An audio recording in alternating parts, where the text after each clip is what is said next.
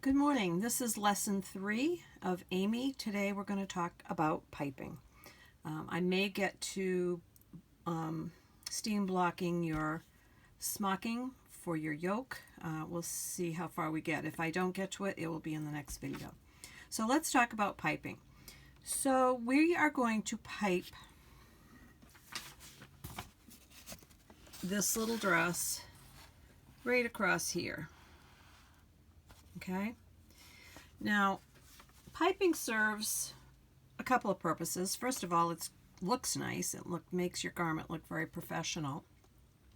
It makes the dress behave better, where you have the juncture of the yoke to the smocking. You don't want it to look ripply, and a lot of times in fabrics that are suitable for smocking, which are relatively lightweight fabrics, the smocking can make the yoke ripple, and that's not a good look. Thirdly, it adds structure to that seam. Now that seam is the seam that you may over time have trouble with, because especially in a little girl, if she's squatting down or kneeling or whatever and she goes to get up, she may step on the dress, and that is the seam that may give away and is very hard to repair.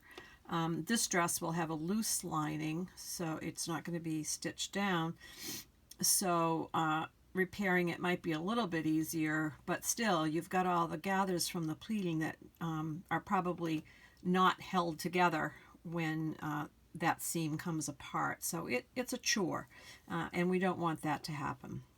And the extra the piping in there will help avoid that, give it some strength. All right, there are various kinds of piping. You can buy prepackaged piping, and I have a few examples here. One was made by Children's Corner, one by Mary's Nifty Needle, which I'm sure no longer exists, and Susie's Ready to Smock, which I've been told that they are not in business any longer either. Farmhouse Fabrics, Sally has hers manufactured by somebody, and she sells it by the yard. It's on big giant spools in her shop, and she's got a very good variety. But still, it's just as easy to make your own piping if you want your piping to match your dress perfectly. Okay, there are also different sizes of piping cord. This is a number 12, size 12. But what you find, like if you took one of those prepackaged ones apart, what you would find is what correlates to a size 8. Now, if you look at this one, let's see if I can do this, and then look at, well, let's not do that one, this one. This is also a size 8, but it is a much firmer twist, and this is a much looser twist. I like the firmer twist because I find that you're not so apt to catch it with your needle, and that will become important in a subsequent video. But both work just fine. As a matter of fact, I've been told that Gail Doan uses crochet cotton that she buys at like Hobby Lobby or Michael's or something. I also have a spool of tiny, where's the end of it here? I just want to show you how little it is. I have no idea what size this is. It's something I picked up somewhere, but it is a, wait a minute, very tiny one, and I use this for doll clothes and baby clothes. Okay, now I'm going to tell you that in my opinion, and it is only my opinion, some people overuse piping. We are not going to pipe around the neck and armhole of this dress. You can if you want to. If say you made it out of a plain color fabric like a white, you want to put gingham piping on it, you can certainly do that. First of all, I'm not going to do it on my size 1 because it's a size 1, and I think baby clothes should be simple and sweet. Number 2, it does make it look quite a bit more structured. I think that's fine in a larger size if that's what you like, and you get good at doing piping, but it also makes the construction more difficult. So for the purposes of this video, we're not going to do that, or for this lesson on Amy, we are not going to do that. However, in the future, please feel free to give that a try. Okay, so I cut my strips, my bias strips, and that's a 45-degree angle that you have to cut strips. I cut them at 1.5 inches.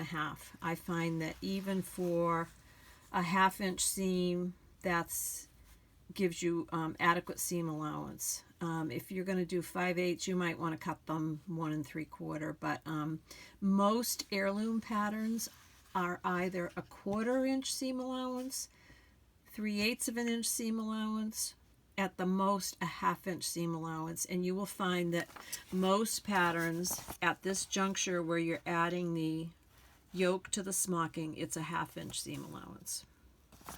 Okay, so I've cut my strips, and they're probably going to come out at an angle, but I cut them off straight, and I'll show you why in a minute.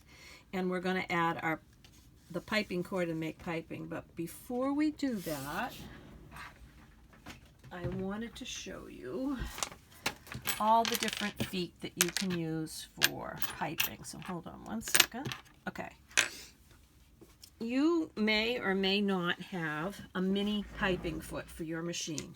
I happen to have one, and I love it. God, look at my hands, they're bad. The piping comes in from here underneath and goes into that very tiny channel, so it holds the piping nice and snug. And it also has this opening that allows you to position your needle where you want to, and that's very important. Okay, so that's fine. But if you don't have one of those for your machine, first of all, if you don't have one, I would suggest you talk to your machine dealer and find out if you can get one. But if you don't, you can use a pin tuck foot, and I've got 2 here. This one is a 5 groove, and it's probably a little bit small to fit your cord and your fabric into those slots, but you could probably do it on a fine cord. But the other one I have is a 3 groove, and that works just fine. The grooves are actually slightly big, but if you look at it from the end, you can see. You can kind of keep it snugged over to one side, and again, it has the open slot for your needle positioning. It's a little longer in front than the mini piping cord foot. The fact that this is very small in front of the needle allows you to go around curves a little bit more easily, but this is still very doable unless you're doing a tiny collar or something like that. I also have an invisible zipper foot. I'm showing you the bottom of the foot. This is an invisible zipper foot that comes with my machine, and you could also use that. Anything that's got a groove on the bottom. Short of any of those, you can also use a foot that looks like this, okay? Because you can run it very close to where your cord is, and again, you can position your needle where you need to position it. So look at your feet and think about the use that you're going to do with it. It doesn't have to be called a mini piping foot to be used to make mini piping, okay? I will also tell you that I have a pretty high-end baby lock machine. It is a Unity. I sewed for 20 years on a $90 Brother and did some fabulous stuff with it. After that, I have had a Bernina, a Viking, and a Pfaff, all of which were good machines for various different reasons. But as I was going to retire, I realized that all of those machines were pretty old, and it was getting hard to get parts for them and whatnot. So I decided to treat myself to a new machine, and that's why I have this baby lock. I did a lot of research about it for those of you who might be thinking of investing in another machine. I purchased mine at Ann's Fabrics in Canton, The owner is now Andy. He's been the technician for many, many, many years and has done all the work on all my machines. I sat down with him. I did a lot of research, mostly between the Baby Lock and a Bernina, and I came up with the Baby Lock. I find that, well, number one, the feet are a heck of a lot less expensive, and number two, I found it to be much more user-friendly than the Bernina. The Bernina is a fine machine, and if you're used to a Bernina, that's great. Anyway, so let me show you what we're going to do here. So here's my machine. I'm going to go back out to a 1. And here's my screen. So I am going to set my machine to just a middle, let me get that up closer, a middle of the, a stitch that goes down the middle, straight stitch. And down here, I'm going to set my length for 2.5. You don't need a real small stitch to make the piping. You're going to put it in to the garment with a smaller stitch that will make it stronger. And then over here, I know that when I make piping, I want to change my needle position, and I'll show you how I do that. So let me put this back here so you can actually see. Oh, sorry guys. Getting this in the right position is a little bit difficult. I gotta lower this tripod. Okay, that should work, and I hope I haven't made you terribly dizzy, excuse me. Okay, so we're going to put our piping foot on here like this, and I'm going to take my strip and put my cord in the middle of it and fold it in half. Okay, you can see that. You do not want to iron this. Your instinct may be to iron it, but let me tell you, you will never get that pressing line out, and you won't get your piping over to the edge. So I'm going to position this under the foot with the piping in the groove. Now when I put my needle down, let me see if we can make that a little bit closer.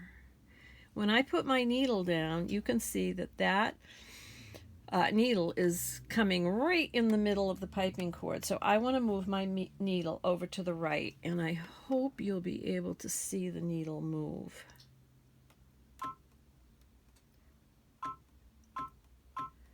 I know that I want to set my needle at 1.5 millimeters. Now that to the right. That is not as close as I could get to this piping if I wanted to, but you don't want to be as close to the piping as you can possibly get for this step. When we put it into the garment, we're going to move it over a couple of clicks back towards center to be sure that when we put it in the garment, you won't be able to see this line of stitching that we're going to do now. Okay? And I always make myself a little, where is it? Piece of paper, and I stick it to my sewing machine so I don't forget, so that when I go to click it over, I'll know where I started from for my piping, so I'll know how much to click it over. We'll go over that more when we actually do the construction. So I take a little sticky, I put the measurement on of where my needle was when I made the piping, okay?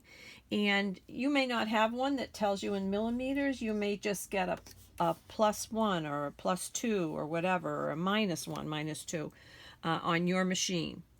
But that's okay. Whatever your denotation is, just write it down. Now I don't have this quite in half, so I want to make sure it's right in half. Put it back under there. Okay, and then I'm going to sew. Now, you have to keep positioning it. You want to keep these edges together. That's not very clear, is it? There we go. You want to keep these edges together, and I run my fingernail like that to keep the piping over in the fold. I do it with my left hand, but I don't want to get it in the way of the camera. So Okay, so that keeps it way over to the fold, and I stitch. Okay? When you're done, it's going to look like this. All right? Now, this is a piece that I have already made, and I'm going to show you some more things about that. Move this back over here. Okay, so now you've made your piping. Your seam allowance, as I told you, for this seam is a 1/2 inch. Okay? It is infinitely easier to put your piping into your garment when you have the piping cut to the exact same seam allowance that your garment is. It just makes your life a whole lot easier. So we are going to, I've actually already trimmed this one, and I'm going to show you how I did it.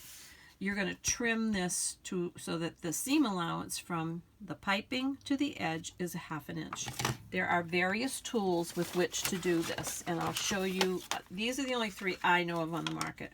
So the first one I ever got was this one, the grooving piping trimming tool, and it's a piece of plexiglass, and it has a groove in it on the bottom. Okay, this side is a 1/4 inch, which if you're making like a Peter Pan collar, that's what it's going to be. And this side is a 1/2 inch. All right. There is another one on the market called the Dar Piping Magic Tool, and it has more options. It has a 3/8 inch, 5/8, 1, 7/8 inch, 1/2 inch, 1/4 inch. The problem with this one is that except for the 1/4 and the 3/8 inch, I gotta move it back so you can see it, the grooves are really too big for your mini piping. Now you can still use it because you can keep the piping snugged over to the edge, but that's more difficult, and it's a little bit wonky, so I really don't use this one very much. If you're using big fat piping like corduroy or something, then you can definitely use that one. Then one came out from 10 Sisters piping tool that has small grooves, 3/8, 5/8, 1/2 inch, and 1/4 inch. And so I do love this one very much. Okay, I think these are available at Farmhouse. So what you do is you place that groove over your actual piping. Okay, so now I've got the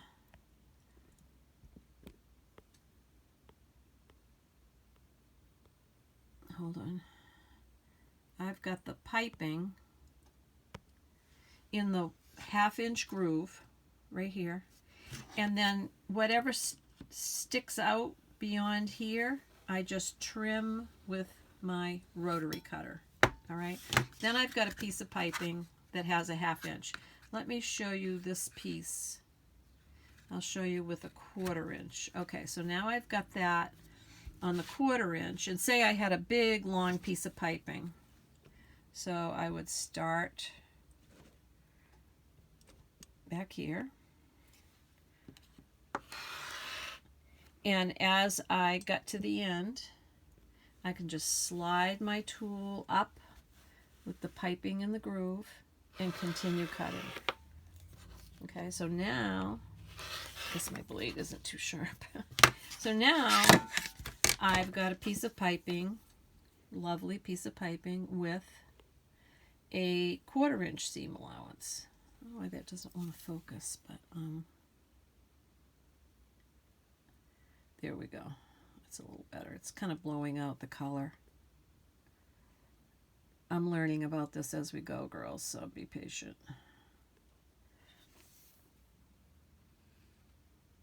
Okay, so see my stitching, and then there's the 1/4 inch. All right? So that's how you make your piping. If you were going to put this on a collar, let me go back to here, you would need to clip it to go around the curves. And what you would do is you would come in here and you would clip, clip, clip almost all the way to the stitching, but not quite. All right, and then that allows you, when you put it on your collar, to bend it. Okay, and those little slits open up as you bend it. It's very hard to show. All right, okay. So now you've made your piping. We're going to set that aside, and we're going to go over to the ironing board. And I'm going to show you how to block your piece. If this video cuts off, I will just do another one. All right, here's my little smocked piece. And I have already blocked this. And the way I did that, I'll show you with my back one, my back piece, which I haven't done yet. So I've cut out my armholes. Let me see. I've cut off my armholes, or cut them out, I should say.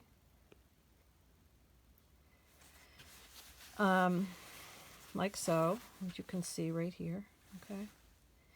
And I bring my smocking thread, my pleating thread, my gathering thread at the top, all right? I bring that to the front of my fabric, and I line it up.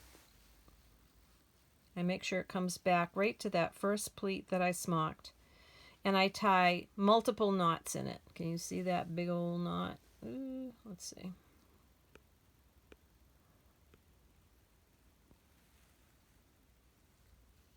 Got a big old knot in it on one side or the other, left or right, it doesn't really matter.